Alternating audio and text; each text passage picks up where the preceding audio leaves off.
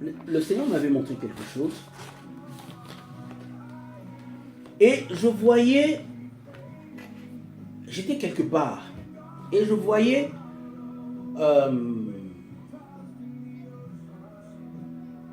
c'était dans un songe. Vous savez que Dieu parle dans les songes, Dieu parle dans les visions, Dieu parle par l'esprit, dans le cœur, à l'oreille, dans tes pensées. Toutes sortes de gens Dieu nous parle, il parle par la parole, il parle par les chants que tu écoutes, n'est-ce pas? Et Dieu, ce jour-là, m'avait parlé par un songe. Et dans ce songe, je me voyais, j'étais quelque part. Il y avait des parkings. Vous savez, je ne sais pas si vous connaissez les parkings de supermarchés, avec des étages, toutes sortes. Et de l'autre côté, il y avait comme genre de véhicule, comme fourgon. Hein, vous savez, les fourgons, chez nous, on appelle ça van. Et dans tous ces parkings-là, c'était des genres de parkings de supermarchés. Chez nous, il y a Tesco, il y a Asda. En France, il y a Auchan, Carrefour, ou des parkings vous savez, dans les grandes gares, n'est-ce pas? Souvent, il y a aussi des grands parkings immenses où il y a des centaines et des centaines de places pour les voitures. Et il y a plusieurs étages.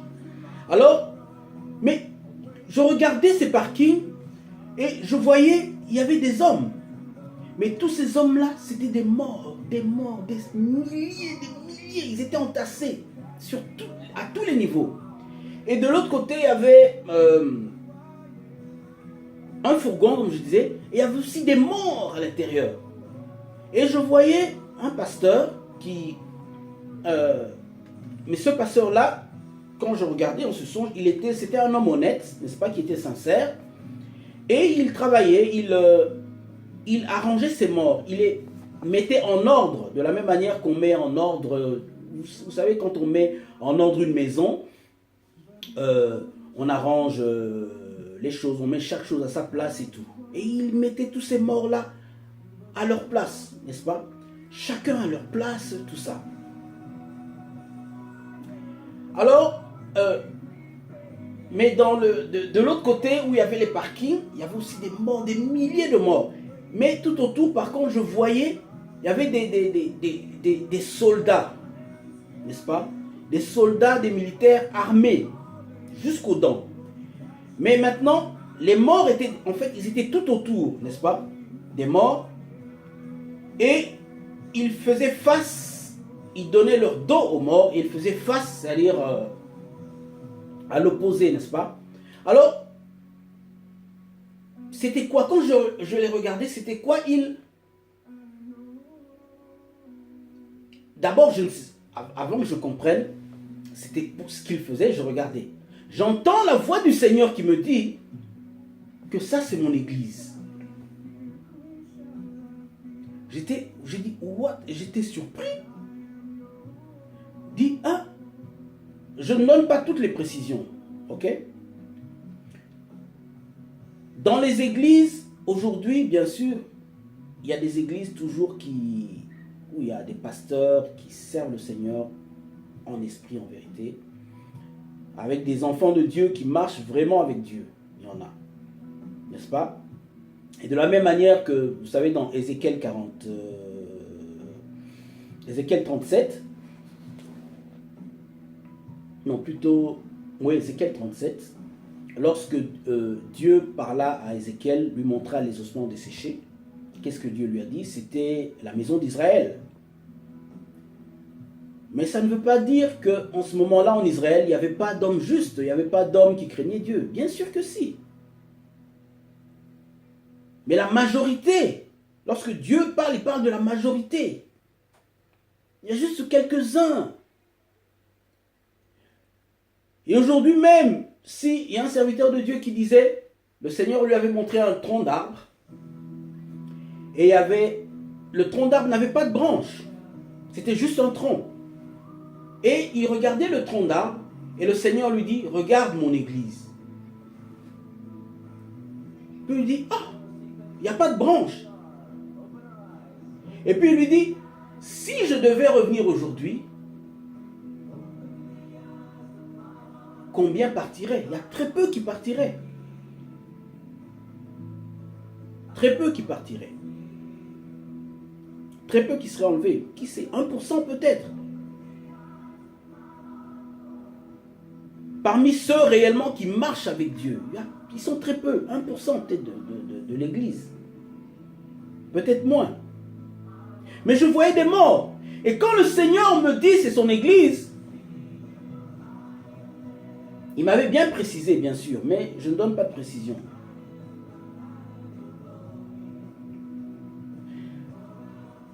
J'étais là, waouh, j'étais... Et maintenant, je commençais à comprendre. Et je voyais le pasteur qui, dans l'autre église, qui était dans l'église que le fourgon représentait, bien sûr. Lui, c'était un homme honnête.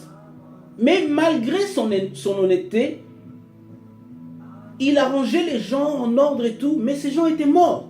Et je commençais à réfléchir, je me posais des questions. Bien sûr, dans le son, je me disais, mais pourquoi il ne les réveille pas? Pourquoi il ne les réveille pas? Et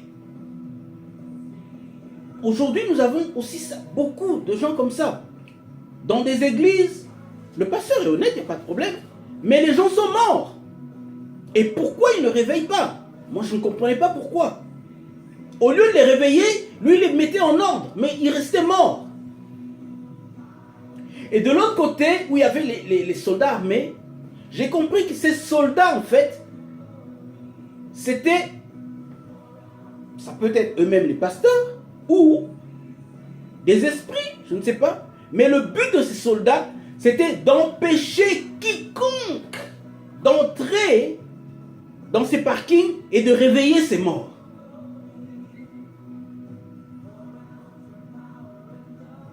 Vous comprenez? Et nous vivons dans un temps où les gens veulent que les gens restent morts dans l'église. Ils viennent à l'église, ils vont, ils chantent, ils donnent les offrandes, ils donnent les dîmes, mais ils sont morts. C'est fort, bien aimé, c'est fort. J'étais choqué. Je me disais, what, c'est quoi? Je n'en croyais pas mes yeux. Ça m'avait... Bon, je ne sais pas comment expliquer. Mais oui, ces gens étaient réellement morts, spirituellement. Et les pasteurs ne voulaient pas, de l'autre côté, les gens qui ne voulaient pas faire entrer, n'est-ce pas, le réveil ou la lumière, je dirais, que les gens ne se réveillent pas. Ils avaient leur raison, n'est-ce pas? Peut-être que les gens qui reçoivent seulement la dîme des offrandes, s'ils leur prêchent la vérité. Les gens vivaient dans le mal, dans le péché et tout. Mais s'ils leur disent la vérité, ils vont fuir. C'est peut-être la peur. Ou intentionnellement pour leurs propres intérêts. Ou tout simplement c'était des esprits. Ce sont des esprits qui empêchent que la lumière entre. Et ces hommes-là sont influencés justement par ces esprits-là. Et j'ai vu, c'était des milliers, des milliers.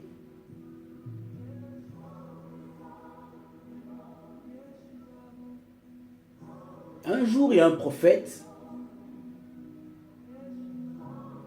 Je vous dis, moi j'ai vécu ça, bien sûr. Bien que je ne comprenais pas à l'époque où tu entres, tu es chez moi, je suis chez moi, la présence de Dieu vient et tout. Et j'arrive dans une église, j'entre. No Jesus in there. Il n'y a rien. Tu dis, mais what's going on? Qu'est-ce qui se passe? Il y a un jour un prophète qui dit, il était invité quelque part à prêcher. C'était une grande église, tout ça. Et il arrive dans l'église. À la porte de l'église, il voit Jésus. Jésus se tient à la porte. Et le prophète lui dit, mais Seigneur, qu'est-ce que tu fais là? Il dit, ouais, mais ils ne veulent pas me recevoir. Il dit, mais non, mais franchement, Seigneur, qu'est-ce que tu racontes? Ils sont tous là, il y a plein de monde et tout, ils t'attendent, n'est-ce pas? Ils sont tous venus pour ça. Jésus lui dit, non, ils ne sont pas venus pour moi. Ils sont venus pour le groupe musical, là, qui va jouer le groupe chrétien. Ils ne sont pas venus pour moi. Et le prophète a dit, Seigneur, si toi tu n'entres pas, qu'est-ce que tu veux que moi j'aille faire là-bas? Moi non plus je n'entre pas. Et le prophète a fait demi-tour, il a pris un taxi, il est parti. Mais après cette église-là l'a persécuté. Mais il a dit, il s'en fout. Et la majorité de l'église, de ce que nous vivons aujourd'hui, c'est ça. Et tu verras même dans les églises, il y a parfois dans une église de 1000 membres, on ne sait pas, on trouvera peut-être un seul, juste ou deux, trois, très peu. Mais qu'est-ce qui se passe? Nous allons voir. Verset 4, il dit, cependant, tu as à Sardre quelques hommes qui n'ont pas souillé leurs vêtements. Ah, c'était là le problème. Vous comprenez? Des hommes qui n'ont pas souillé leurs vêtements. Alors le problème ici, c'est que les gens ont des habits sales. C'est-à-dire, ils n'ont pas une bonne vie. Et si nous lisons dans Apocalypse 19, 7 à 8, n'est-ce pas? On va aller rapidement, parce qu'aujourd'hui nous allons lire quand même. Apocalypse 19, 7 à 8. Que le Seigneur mette, parce que je ne sais pas combien de temps ça va nous prendre.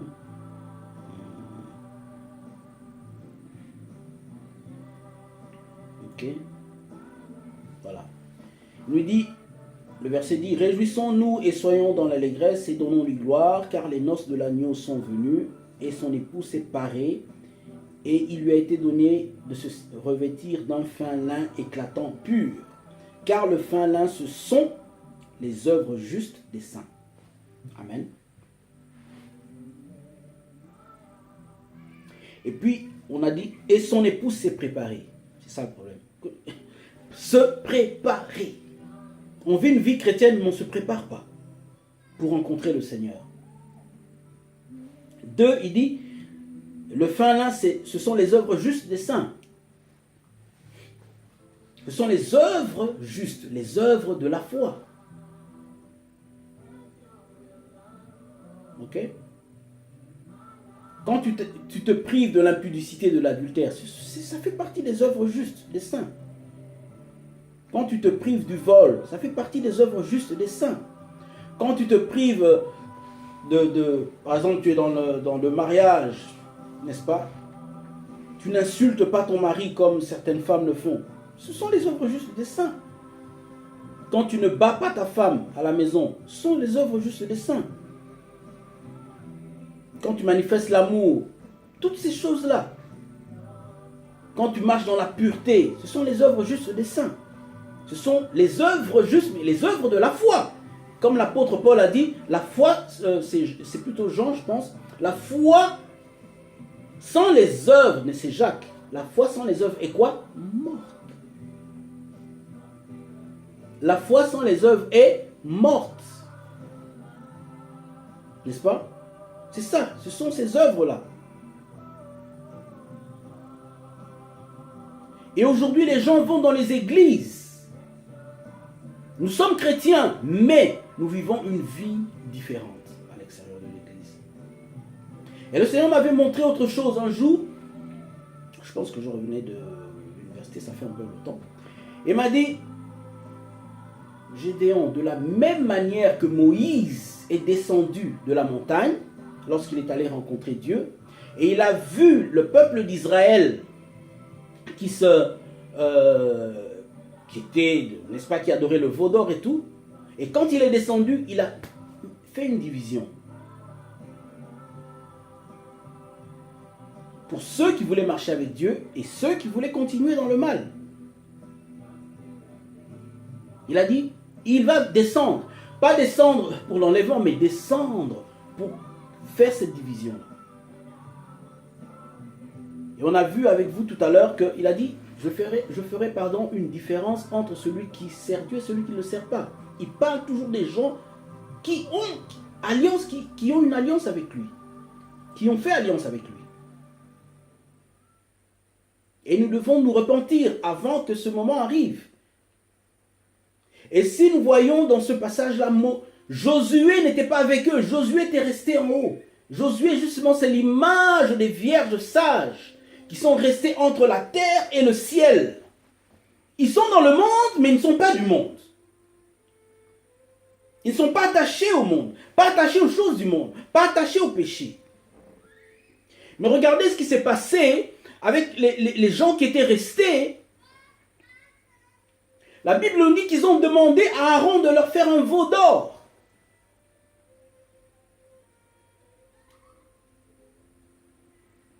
Ils leur ont... Et ils ont dit, fais-nous un Dieu qui marche devant nous. Parce que ce Moïse qui est parti, n'est-ce pas? Il y a beaucoup de gens qui disent, oh, vivons, hein, le ciel viendra, hein, nous devons vivre. Hein. Nous n'avons qu'une seule vie. Nous on dit ça en lingala, et vie ezaka moko, hein. Bien-aimé, ne te trompe pas.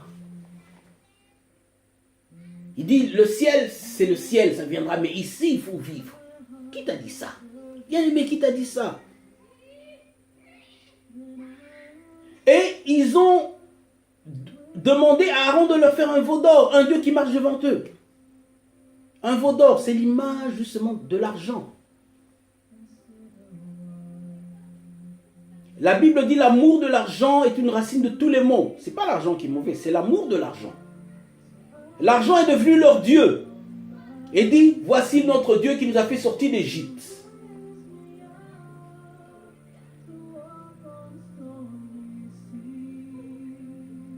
À cause de l'argent, les gens aujourd'hui se compromettent. Dieu ne nous a jamais demandé de chercher ces choses. Il nous a demandé de rechercher le royaume des cieux et sa justice. Et il nous donnera. Le problème, c'est l'ordre des choses qu'il faut respecter. Dieu n'a rien contre l'argent. Le problème, c'est l'ordre des choses. Dieu peut te bénir, tu peux devenir milliardaire, millionnaire. Pas de problème. Mais le problème, c'est l'ordre des choses. Mais nous désirons beaucoup plus l'argent que Dieu. Les plaisirs de la vie que Dieu. Et il a dit, bientôt, je viendrai plutôt faire une séparation. Comme Moïse avait fait. Et aujourd'hui, nous-mêmes, les pasteurs, nous avons créé un veau d'or parce que les gens ne veulent plus entendre la saine doctrine. Comme les épîtres de Paul nous disent. Ils veulent qu'on leur raconte des histoires.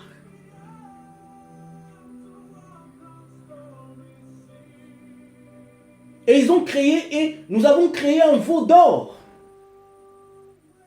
Nous avons créé un veau d'or, une idole pour le peuple de Dieu. Et le peuple de Dieu se détourne leurs yeux de Dieu pour adorer l'argent, la richesse. Mais non seulement, comme ils ont détourné le retour de Dieu, ce jour-là dans le camp, ils ont commencé à commettre l'adultère, toutes sortes de choses, se réjouir. Mais se réjouir, pas dans le Seigneur, mais dans le mal.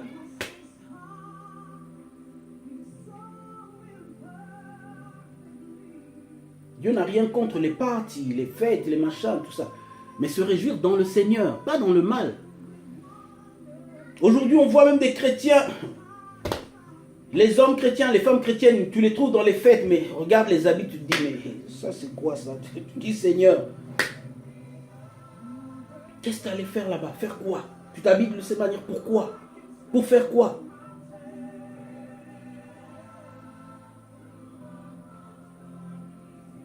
Et le Seigneur, de la même manière que Moïse est descendu, il va faire cette division-là. On verra la différence entre ceux qui servent Dieu et ceux qui ne le servent pas.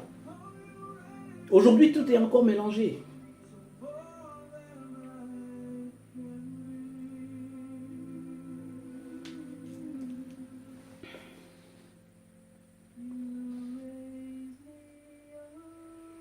Nous allons lire. Alors, ce groupe de personnes, Dieu leur donnera l'autorité sur les nations. Il y a l'autorité qu'ils auront, bien sûr, pendant la période de 1000 ans, mais à l'autorité qu'ils auront avant l'enlèvement. Alors, nous voyons ça dans Apocalypse 12. Est-ce que je vais pouvoir finir ce message? Je vais essayer. Ça prendra un peu plus de temps que d'habitude. Alors, dans Apocalypse 12,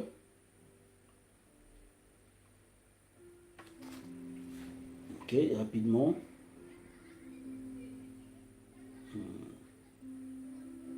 Ok. D'abord, je lis verset 1. Un grand signe parut dans le ciel, une femme enveloppée du soleil, la lune sous ses pieds, et une couronne de 12 étoiles sur sa tête. Elle était enceinte, et elle criait étant en travail et dans les douleurs de l'enfantement. Okay. Puis je lis le passage, verset 5. Elle enfanta un fils qui doit paître toutes les nations avec une verge de fer. Et son enfant fut enlevé vers le trône, vers Dieu et vers son trône. Et la femme s'enfuit dans le désert, où elle avait un lieu préparé par Dieu, afin qu'elle fût nourrie pendant 1260 jours. Je lis le verset 12, parce que je ne vais pas tout lire. C'est pourquoi réjouissez-vous cieux, et vous qui habitez dans les cieux, malheur à la terre, car le diable est descendu vers vous. Ok.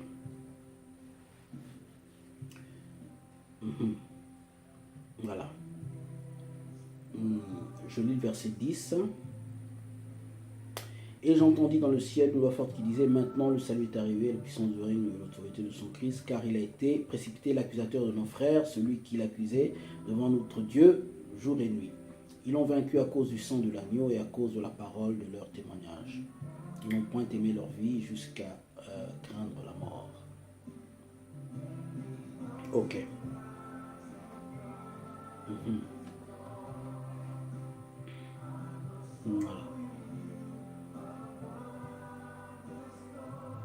Voilà. Alors, ici, on voit la Vierge, n'est-ce pas? Le verset 1 nous dit d'abord, elle fut enveloppée du soleil et de la lune. Ensuite, la lune sous ses pieds et le soleil, enveloppé du soleil. Et puis 12 étoiles sur sa tête. Ok? Cette image, c'est l'image de l'Église et Israël. Comment on reconnaît d'abord l'Église? Parce que l'Église, c'est la femme, la Vierge. Et Israël, comment on reconnaît? On reconnaît les 12 étoiles, le soleil et la lune et les 12 étoiles qui représentent Jacob et la femme de Jacob de l'époque. C'était pas Rachel quand ils avaient vu la vision, c'était Léa. Donc quand Joseph avait vu la vision, il a vu le soleil, la lune et 12 étoiles, n'est-ce pas? Et il a vu 11 étoiles plutôt, lui il était la 12e, mais les 11 étoiles, le soleil, la lune et les 11 étoiles se prosternaient devant lui. Comprenez? Alors le soleil, la lune et les 12 étoiles représentent Israël. La femme représente l'Église. Ça sera un temps justement où l'Église sera persécutée. Juste pour votre information, on n'en parlera pas vraiment aujourd'hui, ce n'est pas notre thème, mais je passe que l'enlèvement ne se passera pas avant la grande tribulation. Non. Non. Si vous attendez ça, vous êtes en danger, bien-aimés. Vous serez surpris. Si c'est comme ça que nous voyons toujours, nous serons surpris. Ici, dans ce passage, et je parlerai de ça un autre jour, je vous promets, avec verset à l'appui, tout ça. Alors, il dit, sa queue, verset 5, elle enfanta un fils qui doit paître toutes les nations avec une verge de fer. Ok? Et son enfant fut enlevé vers Dieu, vers son trône. Cet enfant dont on parle, ce n'est pas Christ. C'est pas Christ. Ok? Cet enfant, c'est le groupe dont on parle, les vierges sages. Ok? Ce groupe de personnes aura une vie totalement liée au Saint-Esprit, comme lui-même Jésus. Ok? Et ces gens auront l'autorité de Jésus. Ce sont les chrétiens qui seront arrivés, qui auront atteint la maturité. Parce que sachez que, tu vois, ce sont les fils de Dieu arrivés à la maturité. Ce groupe de personnes, ce sont les fils de Dieu arrivés à la maturité. On en parlera tout à l'heure. Et le fait qu'ils soient montés au ciel, vers le trône, j'avais expliqué tout à l'heure, c'est la relation que Jésus-Christ avait. Lorsque Jésus disait aux disciples, n'est-ce pas, il parlait du Fils de l'homme qui est dans le ciel. Mais il était sur la terre, mais il disait le Fils de l'homme qui est dans le ciel. Parce que Jésus était dans le monde, mais il vivait en même temps dans les deux mondes, c'est-à-dire dans les deux sphères, physique et spirituelle, naturelle et spirituelle, et surnaturelle. Il était tout le temps au ciel, communiquer avec le Père, aller devant le Père, devant le trône, recevoir des ordres, des instructions et revenir. Comme ça.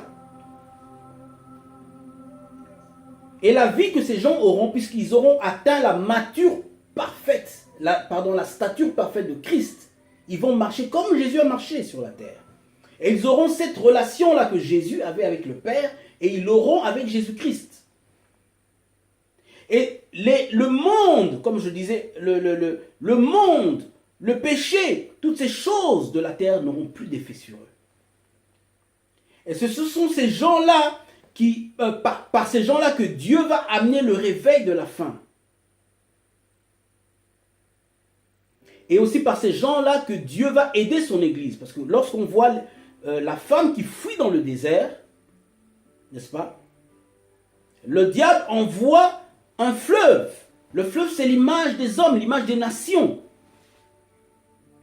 Le monde entier va se retourner contre l'Église et contre Israël. Le monde entier. Mais le Seigneur va secourir le monde. Son Église et Israël. Et il dit pendant 1260 jours. En fait, c'est 3 ans et demi. Cette période de grande tribulation. 3 ans et demi. Et pendant cette période-là, justement, ce sont ces vierges sages qui auront cette relation, qui seront un avec Christ, qui vont faire les œuvres de Christ sur la terre pour aider son Église et préparer l'Église de Dieu pour l'enlèvement pendant la grande tribulation. Pourquoi la grande tribulation vient? C'est parce qu'en fait l'Église n'est pas prête. Et cette grande tribulation servira à Dieu, c'est-à-dire il nous fera passer par le feu. Il nous fait passer par le feu pour nous purifier. En fait, ça sera une période de purification de l'Église.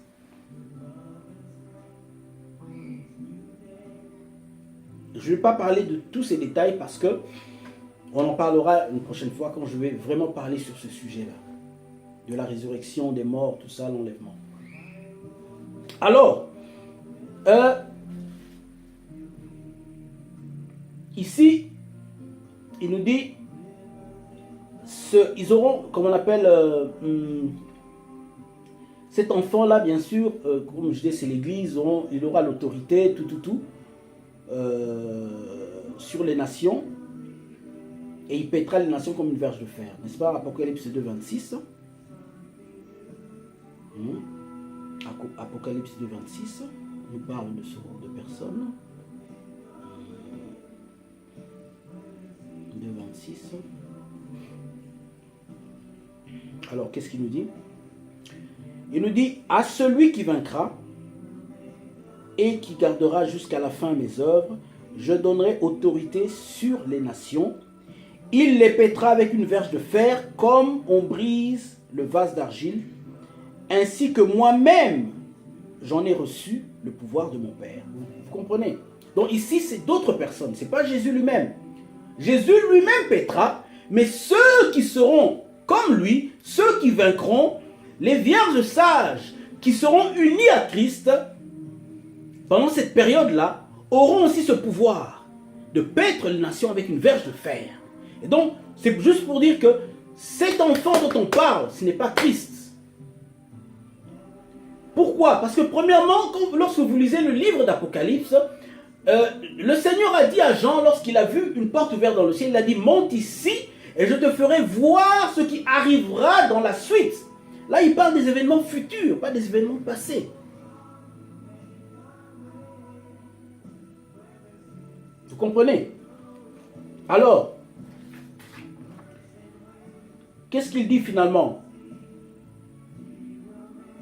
Alors, ces gens-là seront tellement liés au Saint-Esprit. Il dit, et lorsqu'il parle du vin nouveau, j'avais expliqué la nouvelle dimension du vin nouveau, jamais une dimension dans le ministère, jamais comme auparavant.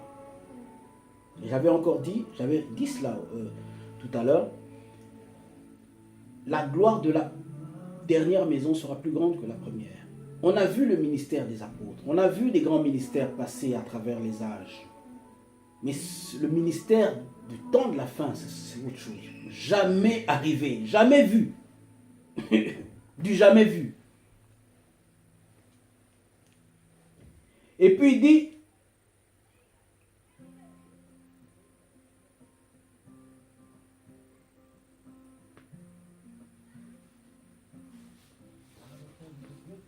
ce passage-là de Jean 3,13 qui confirme ce que j'avais dit tout à l'heure. Et rapidement. Jean 3,13.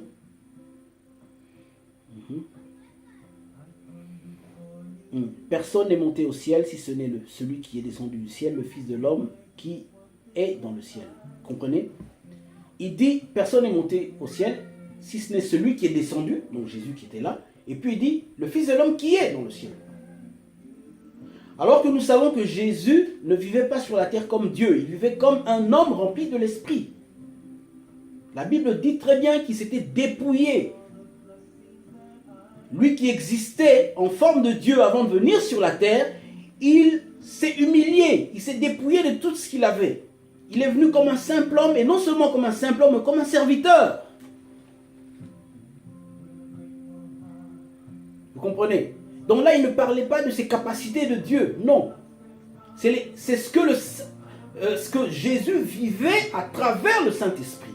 Et c'est ce que justement, les gens qui vont s'attacher à Dieu jusqu'à la fin, qui vont se préparer, vont vivre avec le Saint-Esprit, ce que Jésus vivait.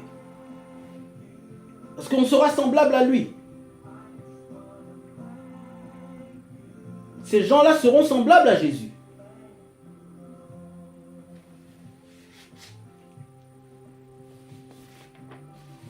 Alors,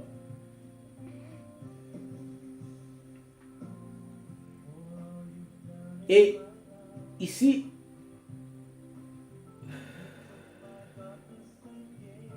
qu'est-ce qu'il nous dit? Il dit, dans Jean 14, 9,